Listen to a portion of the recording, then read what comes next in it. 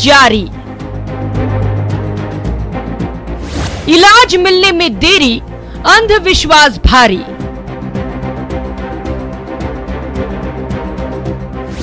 पूजा पाठ से लंपी को भगाने का दावा।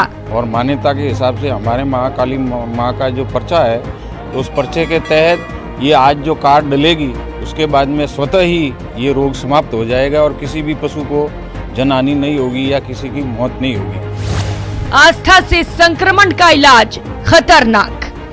इसके 10 रुपया दूध और नारियल की जोत लेके यहाँ आते हैं लोग गांव वाले, और इसको पूरे गांव में इनको पूरा गांव जाके ढोल नगारों से इनको फेंक देंगे पूरा गांव में। फेंक देने के बाद एकदम हमारी बीमारी ऑटोमेटिक माँ काली की कृपा से मिट जाती है। टोना टोटका और झाड़ फूक, वक्त की बर्बादी। इलाज कराओ, पशु बचाओ, लंपी पर करो वार। इलाज ही इकलौता इलाज। नमस्कार, शाम के 6 बजने को है। आप देख रहे हैं हमारा खास शो इलाज ही इकलौता इलाज। पाकिस्तान के रास्ते भारत आकर कहर मचाने वाले लंपी वायरस का शिकंजा राजस्थान पर बढ़ता जा रहा है। प्रदेश के करीब 60% हिस्से में किसी न किसी रूप में लंपी वायरस फैल चुका है। हालात की गंभीरता को देखते हुए केंद्रीय पशुपालन मंत्री ने भी जयपुर आकर राज्य सरकार के साथ इमरजेंसी बैठक की और इससे लड़ने के दिशा निर्देश जारी किए। लेकिन अब खतरनाक वायरस पर अंधविश्वास भी देखने को मिल रहा है। सिरोही जिले के पालड़ी गांव में इस बीमारी को दूर करने के लिए पूजा अर्चना के साथ साथ परिक्रमा से सुरक्षा चक्र बनाया गया। दावा किया जा रहा है कि सुरक्षा चक्र बनने के बाद गांव में लंपी बीमारी प्रवेश नहीं करेगी। संक्रमण का आस्था से इलाज खतरनाक हो सकता है। आज तमाम मेहमानों से इसी पर बहस करेंगे।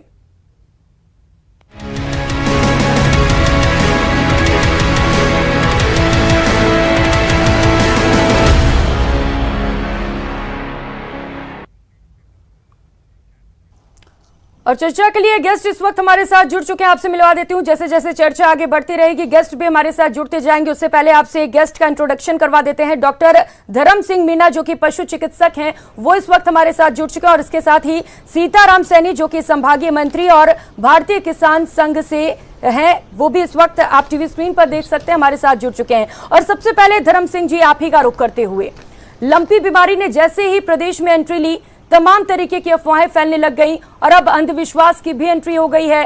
पूजा पाठ किया जा रहा है, झाड़ फूक किया जा रहा है। सबसे पहले तो आप ये बताइए धर्म सिंह जी कि ये बीमारी है क्या? मैं सबसे पहले आपके चैनल के सभी दर्शकों को नमस्कार करता हूं। और इस बीमारी के बारे में आज हम लोग जिसकी बीमारी के बारे में चर्चा कर रहे हैं उसकी डिटेल में हम और भी बहुत सारे माध्यमों से अभी पढ़ रहे हैं, सुन रहे हैं और देख भी रहे हैं। इसका सीधा सा मतलब ये है कि ये बीमारी वायरस जनित एक रोग है जो विशेष तौर से गौवंश में और भैंस वंश में पाया जाता है। ये एक पॉक्स विरिडी का वायरस है और ये वायरस विशेष तौर से गाय वंश में पाया जाता है। और हमारे यहाँ जैसा हम देख रहे हैं कि गौवंश विशेष तौर से प्रभावित हो रहा है। राजस्थान राज्य के अलावा देश के 15-16 और राज्य हैं जिनमें भी ये वायरस देखने को मिला है। वहाँ भी बहुत सारे जानवर बीमार हैं। जी बिल्कुल। सीताराम सैनी जी, आपसे ये जानना चाहूंगी कि जब पशुओं में ये बीमारी फैल रही है तो कौन कौन से लक्षण देखने को मिल रही है, किस तरीके की परेशानियां गायों में देखने को मिल रही है इस दौरान? नमस्कार जी। नमस्कार। मौजूद है।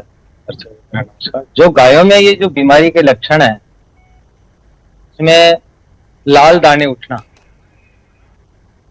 या फीवर आना या उसमें चिड़ापन रहना, दूध नहीं देना, दूध कम कर देना, ऐसी संकेत ही इसी बीमारी के लग रहे हैं। और वायरस ये जो नम वातावरण है, अभी हर सीजन में अलग अलग वायरस आ रहे हैं। ये तो अब बड़ा वायरस आ गया अपने पूरे देश, बल्कि हर मौसम में पहले इस सावन मास के अंदर सिर पका है, मुंह पका है और थन पका है, तो हर साल आते रहे। लेकिन जो ये वायरस है अब की बार ये एक महामारी का रूप ले चुका है। बिल्कुल सीताराम जी, ये वायरस महामारी का रूप ले चुका है। जिस तरीके से कोरोना वायरस ने हड़कंप मचाया इंसानों में, ठीक उसी तरीके से अब ये लंपी वायरस जो जानवर हैं उनमें हड़कंप मचा रहा है, उन्हें बीमार कर रहा है और उनकी मौत का भी कारण बन रहा है। धर्म सिंह जी, अब जैसे जैसे ये बीमारी बढ़ रही है, अंधविश्वास भी बढ़ने लग गया है। क्या अंधविश्वास से इलाज संभव है? कितना खतरनाक हो सकता है ये? मैं पशुपालक भाइयों को विशेष तौर से यहाँ निवेदन करना चाहूँगा, पशुपालक भाई, हमारे किसान भाई, कि अंधविश्वास से इस बीमारी का बिल्कुल कोई इलाज नहीं होता है। ये वायरल डिजीज है। और जैसे हम लोगों ने अभी कोरोना के बारे में हमारा सबका एक्सपीरियंस है, हमने देखा है कि पिछले 2-2.5 साल से हम लोग प्रताड़ित रहे हैं, उसी प्रकार से ये वायरस अभी जानवरों में फैला है। तो इसको वायरस की जो है नेचर सारे वायरसों की एक होती है। तो मैं ये कहना चाहूँगा कि ये वायरस जो है वो सिर्फ एक तो जानवरों में ही है, जानवरों में भी सिर्फ 2 ही गाय वंश और भैंस वंश में ही फैलता है। दूसरा, इससे बिल्कुल ज़्यादा डरने की जरूरत नहीं है, मतलब इससे सचेत रहने की आवश्यकता है। और इसके प्रति सचेत रहने के बाद में जैसे जैसे जो उपाय बताए जा रहे हैं, राजस्थान सरकार के द्वारा भी इसके लिए जो कार्यक्रम चलाया जा रहा है विशेष तौर से, और हम लोग भी साइंटिस्ट भी सारे लोग टीवी और चैनल्स के माध्यम से, जो किसान भाई हमसे मिलने आ रहे हैं उनके माध्यम से उनको हम लोग बता रहे हैं। हम जाकर के और किसान भाइयों के यहाँ ये सारा अवेयरनेस के प्रोग्राम्स कर रहे हैं। तो इसलिए अंधविश्वास में बिल्कुल नहीं पड़े। अगर आपके यहाँ बीमारी नहीं आई है तो इसके लिए टीकाकरण हम लोगों ने सजेस्ट किया हुआ है। भारत सरकार की गाइडलाइन आई हुई है, राजस्थान सरकार ने गाइडलाइन जारी कर दी है, बाजार में टीका उपलब्ध है। गॉट पॉक्स के नाम से टीका आता है, वो टीका जिन जगहों पे ये नहीं हुआ है वहाँ मेरा आपके कार्यक्रम के माध्यम से किसान भाइयों से, पशुपालक भाइयों से विनम्र निवेदन है कि इसको बिल्कुल हल्के में नहीं लें, क्योंकि ये वायरल डिजीज है। और वायरस का आप नेचर जानते हैं, हम कोरोना में क्या हुआ था।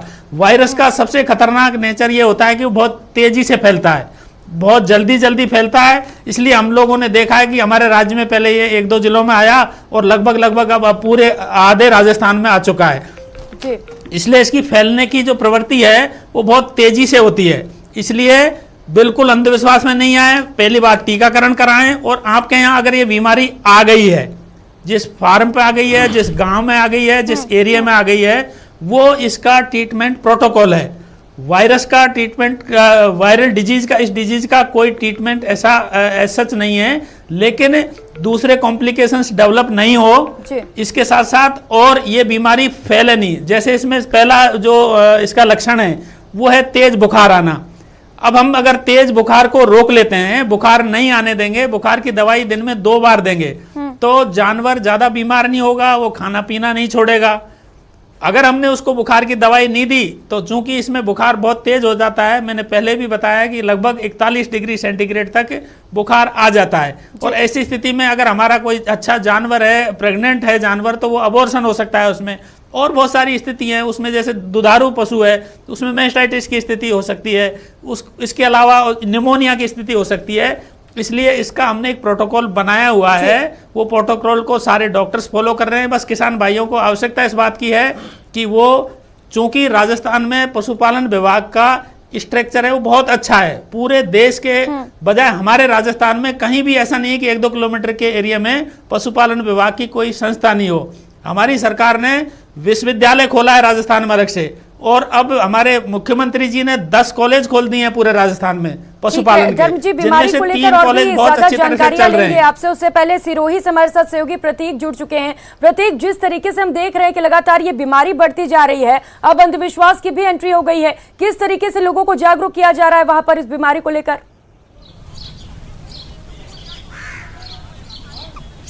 प्रियंका, बिल्कुल बताना चाहूंगा कि जहां पर इस बीमारी को लेकर राज्य से लगाकर केंद्र सरकार अलर्ट मोड में हो चुकी है, लेकिन वहीं अगर यहाँ सिरोही जिला प्रशासन की बात की जाए तो सिरोही प्रशासन जो है पशुपालकों तक इसका प्रचार प्रसार इस गाय की बीमारी को रोकथाम के लिए इसके इलाज को लेकर जो है उसके प्रचार प्रसार सही ढंग से ग्राउंड जीरो पर नहीं होने की वजह से जो अंधविश्वास जो है पनपता आ रहा है। और वहीं आज सिगवन के पालड़ी एम गांव की बात की जाए तो यहाँ पर आज देखा गया है कि किस प्रकार यानी कि इस प्रकोप को मानते हुए गांव वाले एकत्रित होकर जो वहां पर मां काली की पूजा अर्चना की गई है। और खेड़ा देवी होने के साथ में ही आज जो है शीतला माता को बासोड़ा का भोग लगाया गया है कि इसको माता का प्रकोप माना जा रहा है ग्रामीण स्तर पर देखा जाए तो। लेकिन कहीं ना कहीं देखा जाए तो अब ये अंधविश्वास कहीं ना कहीं गोवंश के लिए कहीं भयानक रूप ना ले लें। इसको चाहिए कि स्थानीय ग्राउंड जीरो पर जाकर पशुपालकों तक जो प्रचार प्रसार की जो है सही ढंग से जो इसका जो प्रचार प्रसार करे जिससे इस बीमारी को फैलने से रोका जा सके। लेकिन कई जो दावे जो हैं जो लगातार जो प्रशासन जो कर रहा है इलाज के तौर पे दावे जो है कहीं जा रहे हैं, लेकिन पशुपालकों से ग्रामीण क्षेत्रों में समझाइश भी की जा रही है, लेकिन पशुपालक जो है समझने का नाम नहीं ले रहे हैं। लेकिन अब जो है ये बीमारी ने शुरू में विकराल ले चुका है प्रियंका जी बिल्कुल, बीमारी विकराल रूप ले चुका है और यही वजह है कि लोग परेशान हैं। गायों की लगातार मौतें हो रही हैं और कई गायें इस बीमारी की चपेट में भी आ चुकी हैं। सीताराम जी, हमने बात की क्योंकि देखिए prevention is better than cure, इलाज से बेहतर बचाव है। किस तरीके से आप गायों का बचाव कर रहे हैं वहां पर, ये बताइएगा जरा। मैडम, जो बचाव करने की जहां तक बात है, जैसे कोरोना में क्वारंटाइन रखा गया जी, जिस गाय के फीवर आ गया है तो गायों के झुंड से उसको अलग रखा जाए और उसका टीकाकरण करवाएं ताकि अन्य गायों तक उसके संक्रमण नहीं जाए। और उसको जब तक उसको टीकाकरण नहीं हो तो भी उसको अलग रखा जाए।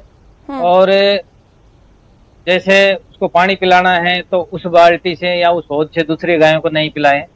एक चारा उस गाय को जिसके फीवर आ गया है या दाने आ गए हैं जैसे लक्षण है इस बीमारी के, उस गाय का चारा अन्य गायों के पास तक नहीं जाने दें तो उसका काफी सुरक्षित रहे। सीताराम जी, अंधविश्वास की एंट्री हो चुकी है, जैसा कि अभी हमने तस्वीरें भी दिखाई। क्या कहेंगे आप इस पर, क्या मैसेज देना चाहेंगे उन गाय पालकों को जो इस तरीके के नुस्खे अपना रहे हैं, झाड़ फूक कर रहे हैं, पूजा पाठ कर रहे हैं इस बीमारी से बचने के लिए?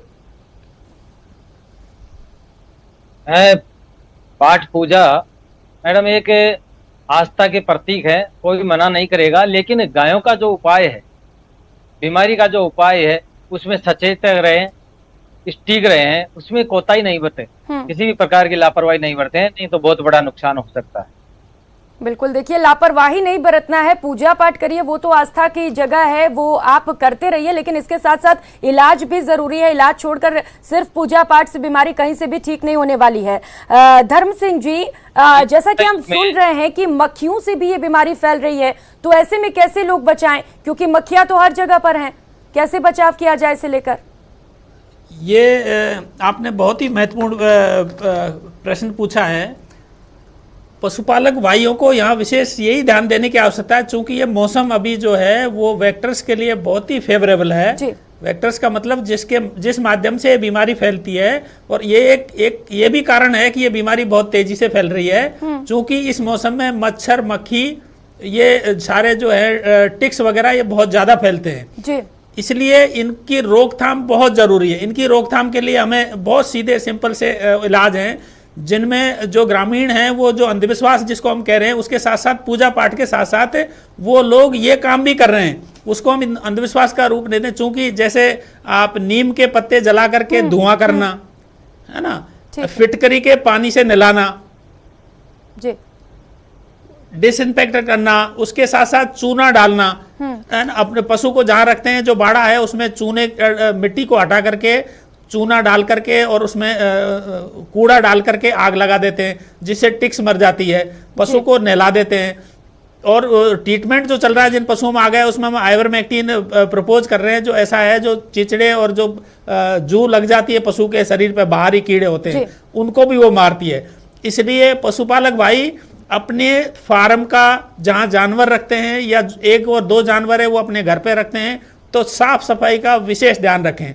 जी धर्म सिंह जी, जिस बहुत अच्छी अच्छी बातें इंसेक्टेंट का बताई काम आपने ले- और उम्मीद है कि जिस मकसद से हम ये प्रोग्राम कर रहे हैं लोगों को इस प्रोग्राम का फायदा पहुंचेगा और जिस तरीके से बीमारी लगातार फैल रही है कहीं ना कहीं उस पर भी रोक लगेगा। नेमीचंद मीणा जो कि एक पशुपालक है वो भी इस वक्त हमारे साथ जुड़ चुके हैं। नेमीचंद जी, अंधविश्वास की एंट्री हो गई है, क्या कहेंगे आप इस पर? क्या लगता है पशुपालकों को कि सिर्फ पूजा पाठ करने से इस बीमारी पर रोक लगा ली जाएगी या इलाज जरूरी है? देखिए, एक तो सबसे पहले तो मैं सभी दर्शकों को नमस्कार मेरी तरफ से। जी मैं एक बात बताना चाहूँगा इस बारे में। एक्चुअली गांव में जो छोटे गांव हैं उनमें इस तरह की अंधविश्वास पशुपालकों में ही नहीं, मतलब आदमी के इलाज से भी ऐसे रहते हैं कि झाड़ू फूंक में विश्वास करते हैं गाँव वाले। लेकिन जो पशुपालक जो बहुत पुराने हैं और वो सब चीज़ों को जानते भी हैं, लोकल कुछ इलाज भी जानते हैं। और जैसे आप धुआं करके कुछ मक्खियों को हटाने की कोई दवाई वगैरह उस पर लगा करके इन चीज़ों को थोड़ा एहतियात बरतना, मतलब सरकार की तो जिम्मेदारी है ही है, वो तो जैसा कि सरकार की तरफ से प्रयास चल रहे हैं। पर कुछ ग्रामीणों की भी जिम्मेदारी रहती है कि अन्य जो अपने पशु है, जो संक्रमित पशु है, उसको अन्य पशुओं के संपर्क में आने से बचाना चाहिए।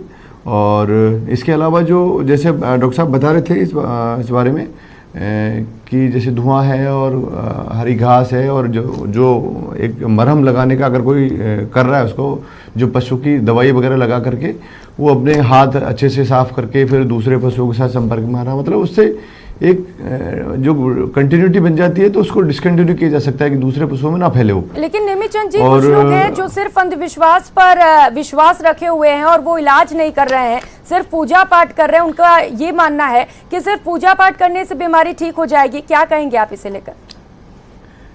नहीं, पूजा पाठ करने से और झाड़ा वाड़ा लगवाने से कुछ नहीं होता है। इसके लिए थोड़ा सा लोकल जो आपका जैसे पशु औषधालय और ग्राम पंचायत स्तर की जिम्मेदारियां अगर ठीक से निभाई जाए, ग्रामीणों में अगर जागरूकता लाई जाए इस बारे में, तो ये इसके संक्रमण का खतरा थोड़ा सा कम रहता है। जी सीताराम जी, जिम्मेदारियों की बात चल रही है तो सरकार की भूमिका भी यहाँ पर अहम हो जाती है। क्या कुछ मदद अब तक सरकार की ओर से किया गया इस बीमारी को रोकने के लिए? सरकार अपने स्तर पर मदद करती है, लेकिन जो गांव के अंदर, पंचायत के अंदर जी जैसे ग्राम सेवक होता है, कृषि पर्यवेक्षक होता है, उनके माध्यम से किसान तक भी थोड़ी आवाज जाए, जागृति के बारे में समझाया जाए, इस वायरस के बारे में समझाया जाए। गांव की अगर चौपाल होगी तो एक दिन में उसका प्रचार प्रसारण ठीक होगा। और गायों की सुरक्षाओं को लेकर के या साफ सफाई, जैसे डॉक्टर साहब ने बताया कि बाड़ों की साफ सफाई रखना और उनकी देखभाल करना, तो थोड़ा बीमारी में बचाव हो सकता है।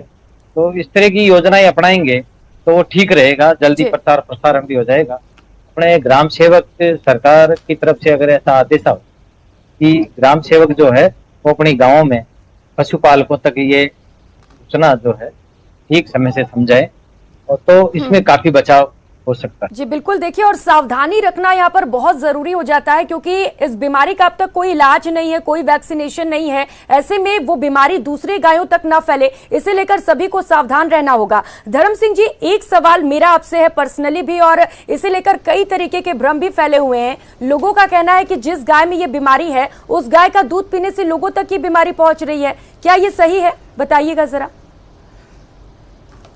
ये बहुत ही महत्वपूर्ण प्रश्न है। इसको हम कई मीडिया के थ्रू बहुत जगह मैं पहले भी बता चुका हूँ जी। अभी भी मैं आपके चैनल के माध्यम से बिल्कुल क्लियर कर देना चाहता हूँ। बहुत सारा कन्फ्यूजन लोगों में है। वायरस है जिसके बारे में जो पढ़े लिखे लोग हैं, थोड़े बहुत भी पढ़े लिखे, उन्होंने हमेशा से ये पढ़ा है कि वायरस सजीव है या निर्जीव है। जी।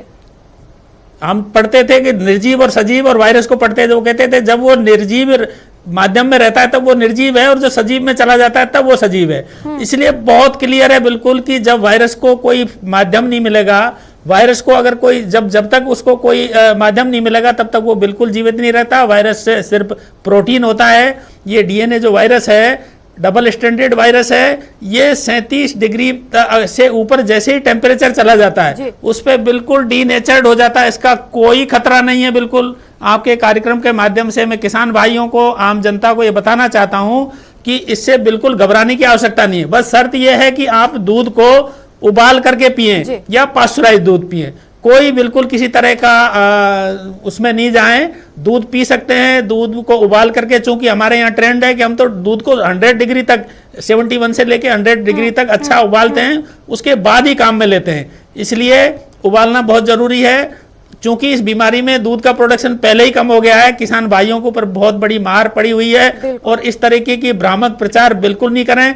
मीडिया को मैं बधाई देना चाहता हूं कि आप लोग इसको बहुत अच्छी तरह से इसको डिबेट करवा रहे हैं। बहुत किसानों तक, आम आदमी तक इसकी ये बात पहुंच रही है। मेरा ही इस कार्यक्रम के माध्यम से यहाँ परेशान है, ये जिम्मेदारी भी बन जाती है, और यही मकसद है न्यूज 18 राजस्थान पर आज इस मुद्दे को लेकर हम चर्चा कर रहे हैं। जिस तरीके से भ्रांतियां फैली हुई हैं, लोग परेशान हैं, मकसद सिर्फ इतना है कि लोग परेशान न रहें, और जिस तरीके से गायों में ये संक्रमण फैल रहा है उस पर भी रोक लगाया जा सके। बहुत शुक्रिया आप सभी मेहमानों का हमारे साथ जुड़ने के लिए, सीताराम सैनी जी, नेमीचंद मीणा जी, डॉक्टर धर्म सिंह मीणा और प्रतीक, तमाम जानकारियां साझा करने के लिए। तो इस बुलेटिन में फिलहाल इतना ही, मुझे दीजिए इजाजत, नमस्कार।